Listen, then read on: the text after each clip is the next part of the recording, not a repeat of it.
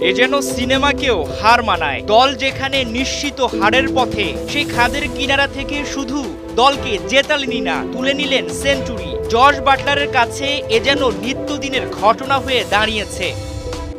একজন bowling allrounder হয়েও IPL এর মতো মঞ্চে সেঞ্চুরি করা সম্ভব, এমন প্রশ্নের উত্তর বাকিদের কাছে কঠিন হলেও সুনীল নারিনের কাছে ছিল কেবলই সময়ের অপেক্ষা করা। কলকাতায় মঙ্গলবার রাজস্থানের বোলারদের পিটিয়ে এক অনন্য ইতিহাসই রচনা করলেন এই ক্যারিবীয়।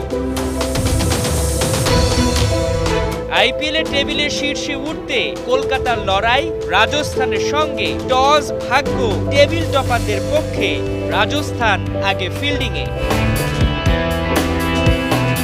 কলকাতার শুরুটা খুব একটা ভালো হয়নি। মাত্র ২১ রানেই উদ্বোধনী জুটি ভাঙে ফিল সল্টের উইকেটে। ১০ রানেই এই ইংলিশ ক্রিকেটার সাজঘরে।